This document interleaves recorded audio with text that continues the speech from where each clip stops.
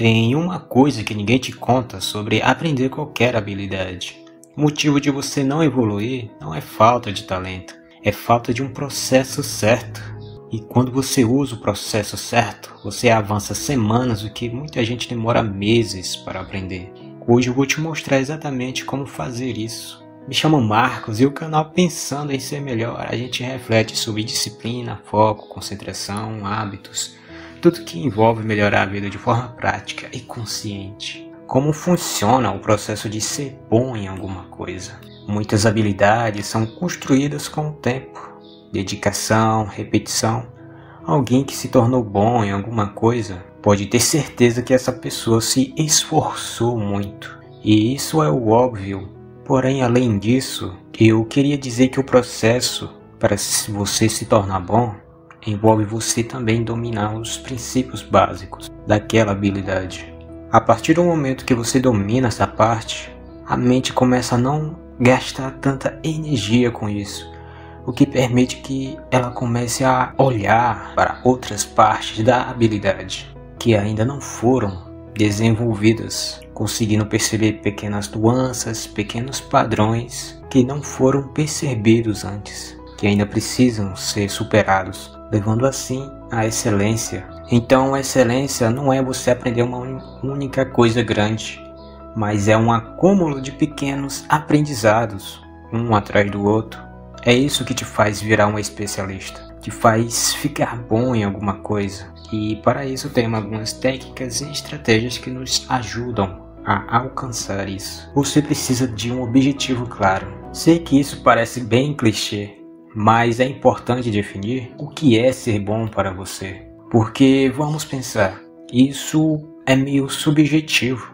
Eu quero ser um bom atleta, eu quero ser um bom estudante, eu quero ser um bom músico. Tudo isso é muito vago. O que é um bom estudante? O que é ser um bom músico? Pode ser tocar uma única música em específico ou tocar várias músicas de um repertório. Se não tem isso muito bem definido, você não sabe o que precisa fazer. Você pode fazer tudo ou não fazer nada. Definir um objetivo seria, portanto, em vez de pensar, eu quero ser um bom atleta, e sim pensar, eu quero realizar a maratona no final do ano. Em vez de pensar, eu quero ser um bom empreendedor, para eu quero alcançar X número de faturamento. Você atribui um propósito claro para as suas ações, um ponto de chegada, e a partir disso que você é levado a questionar, eu sei onde eu quero chegar. Então, o que eu preciso fazer para chegar até aqui? É aí que precisamos dividir o objetivo em partes menores. A sua mente ela não consegue lidar com coisas grandes e indefinidas. Ela se dá bem com atividades alcançáveis. E é aqui que precisamos dividir em pequenas metas, pequenos marcos, que são os pontos de destaque que mostram que você está evoluindo, que está avançando. Antes você não conseguia resolver uma questão de matemática. Agora você já consegue resolver 10, 15 questões sem a ajuda de um professor. Antes você não conseguia correr 1 quilômetro. Agora você consegue correr 3, 4. Aqui a ideia é criar um planejamento. Por exemplo, se o meu objetivo é realizar uma maratona de 5 quilômetros, porque eu quero virar um bom atleta, então quais os marcos que eu poderia passar? Quais os pontos a dividir? Primeiro poderia ser focar em desenvolver o hábito. Depois poderia ser correr os primeiros 500 metros. Depois os primeiros 1000 metros. Depois 2 quilômetros, 3 e assim por diante. Claro que cada marco desse tem um período a ser alcançado, né? Não vai ser do dia para a noite. Tem que estar de acordo com a sua realidade. Estratégias para ter um aprendizado rápido. Metacognição. É você pensar sobre como você pensa. É aprender a aprender. Não é só estudar, mas observar o seu jeito de estudar, de ajustar, de corrigir, de melhorar. Como um treinador, olhando de fora do seu próprio treino. Seria como se você criasse uma consciência de como você aprende. Você começa a perceber a si mesmo. Se está entendendo sobre o assunto, se está retendo as informações, quais os processos que está usando. Muita gente estuda no automático, lê sem entender, repete sem pensar, faz exercícios sem revisar. Acha que entendeu, mas de fato não testou nada. Metacognição é o oposto disso. É você criar um cérebro que sabe o que está fazendo. E para isso existem dois processos: o planejamento e o monitoramento. No planejamento é o que você faz antes de aprender. É para definir coisas como: o que eu quero aprender exatamente? Como vou aprender? É um vídeo, um exercício, um resumo? Quanto tempo vou usar? Como vou testar se aprendi? Alguns exemplos seria: hoje vou aprender apenas 3 variações de ritmo no violão e depois tocar 3 músicas usando eles. Vou resolver 10 exercícios de matemática e depois revisar só os que eu errei. No monitoramento é o que você faz durante e depois do estudo. Você pode se perguntar enquanto aprende: eu realmente entendi isso? Consigo explicar para mim mesmo? Qual parte ainda não está clara? Por que eu errei nisso? Como eu posso melhorar? Exemplo, no caso, se você praticasse violão, você nota que seu dedo sempre falha no mesmo trecho. Então, isola o trecho por 5 minutos, treino deliberado, e fica praticando aquela parte da música. Na academia, esse treino está me deixando cansado, mas está realmente me fazendo evoluir o que eu quero? E pesquisas mostram que programas metacognitivos podem acelerar o processo de aprendizado em até 8 meses em relação a um aprendizado natural. É uma técnica de maior impacto. Isso acontece porque tanto crianças e adultos que usam metacognição aprendem mais rápido, cometem menos erros, retêm mais informações e ficam mais autônomos. Sabem exatamente onde focar. Isso é estudar com eficiência e estratégia. Estudo ativo é você estar engajado, perguntando, questionando, observando, refletindo sobre aquilo que você quer ficar bom. Sei que isso pode parecer meio óbvio, mas pare para pensar em estudos que você teve lá atrás, no passado, de coisas que você tentou aprender. Como era o seu comportamento? Você corria atrás, buscava realmente entender, perguntava, refletia, buscava outras fontes de aprendizado? Ou você tinha uma postura passiva, meio como se esperasse que o conhecimento entrasse automaticamente na sua mente?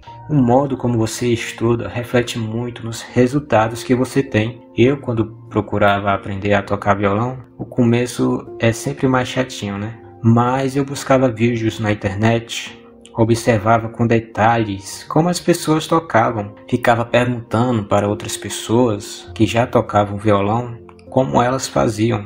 Tudo isso refletiu no aprendizado que eu tive. A maioria acha que é só estudar, decorar, escrever, mas vai muito além disso.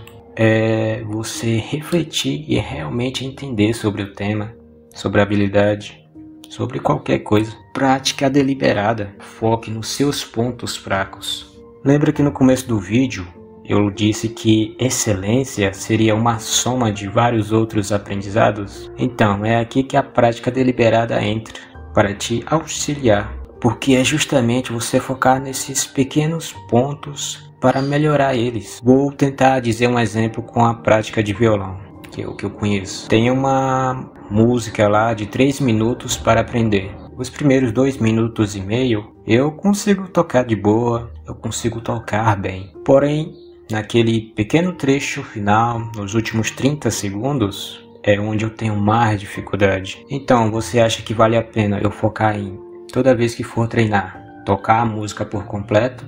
Ou focar somente nesse único ponto em específico, que é o que eu tenho mais dificuldade? Quando você foca nos pontos que você tem mais dificuldade, você para de perder tempo com aquilo que já sabe e aprende aquilo que ainda te falta. Você foca no que realmente importa. Isso te faz perder menos tempo e aprender mais. E quando falamos de prática deliberada e excelência, eu também gosto de ver da seguinte maneira. Por exemplo, tem um corredor, um cara que é um bom corredor. Para você ter noção, o treino dele não envolve somente correr, mas chega a um ponto que ele começa a perceber até o tempo de reação dele, que ele tem após escutar um sinal para ele começar a correr. Então, o que eu quero te passar aqui é que a prática deliberada te leva a você focar em pontos específicos que você quer melhorar, ou que tem alguma dificuldade. No exemplo do corredor, ele começa a trabalhar o tempo de reação dele, começa a perceber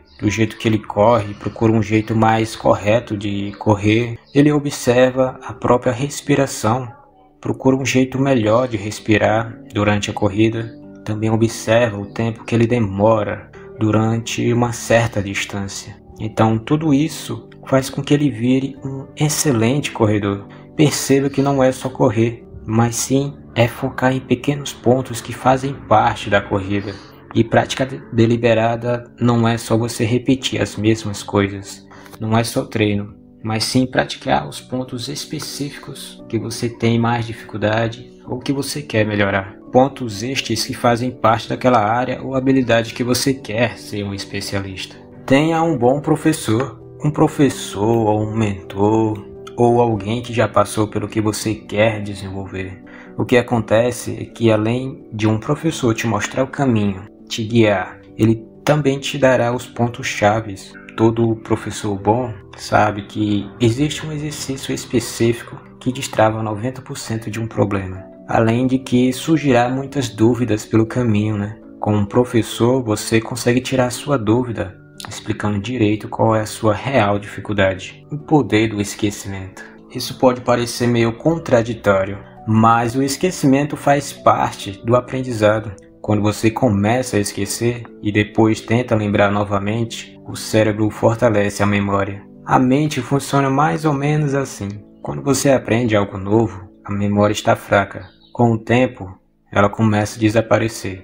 Você começa a esquecer. Mas aí, se você revisa logo antes de esquecer totalmente, a memória volta muito mais forte. O esquecimento cria uma dificuldade indesejável, e essa dificuldade faz a mente trabalhar mais para recuperar a informação. E é exatamente isso que fixa o conhecimento. Isso pode acelerar o seu aprendizado porque você está reforçando a sua memória, que você adquiriu após o aprendizado.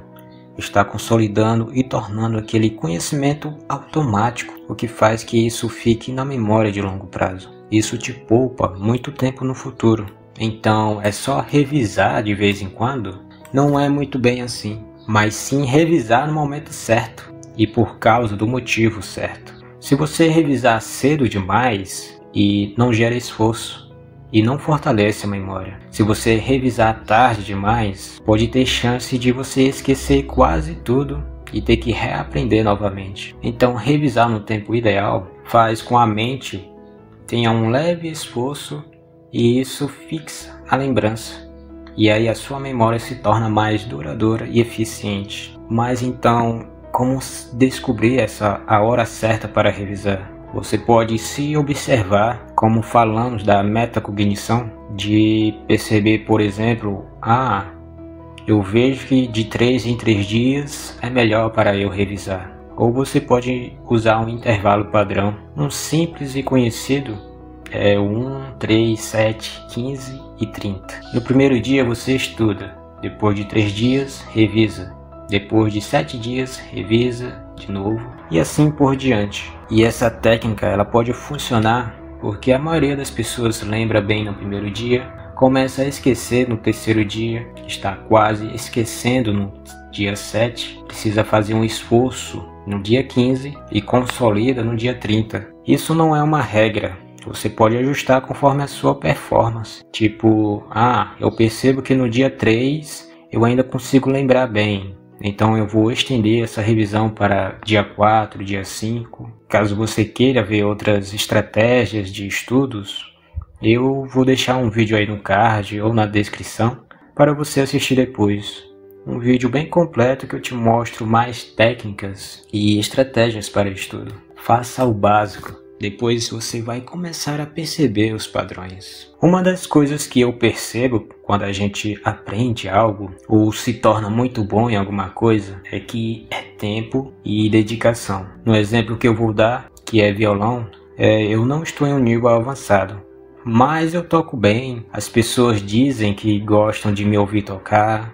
Eu consigo fazer uma técnica que faz o violão começar a cantar a música. E foram 9 anos de dedicação, praticando, repetindo um pouco a cada dia. Eu não estou dizendo que você precisa ter 9 anos de prática. Não, não é essa a ideia que eu quero te passar. Mas sim que para você virar muito bom em alguma coisa, você primeiro precisa começar do básico. Ter uma base sólida, realmente dominar o básico. Porque a partir do momento que isso acontece, a sua mente começa a entrar no modo automático, o que faz com que ela não gaste mais tanta energia com aquilo. E aí começa a perceber outros pontos que antes não percebia. Foi assim que aconteceu comigo. Eu comecei a perceber uma forma melhor de tocar, uma forma melhor de montar um acorde, de fazer um ritmo. Comecei a perceber os padrões que tinha na música, as mesmas sequências de notas, as mesmas posições dos dedos. E essa percepção de você perceber os padrões de uma atividade, ela vem com o tempo. Vem com a prática, com constância, nunca focando nos mesmos pontos. Você precisa construir uma base, claro, mas depois disso você precisa procurar olhar para os outros pontos. O que eu quero que você entenda é que a mente, ela quer guardar energia. E numa atividade que você começa a dominar o básico, a sua mente vai guardando essas informações em um lugar que seja de fácil acesso. E isso abre margem para que ela perceba outras coisas, outras pequenas habilidades que antes não percebia. Ou seja, de tanto você fazer aquilo, inconscientemente você vai começar a perceber pontos que antes você não percebia. Isso vai acontecer de forma natural. Quando o básico vira automático, o avanço finalmente aparece.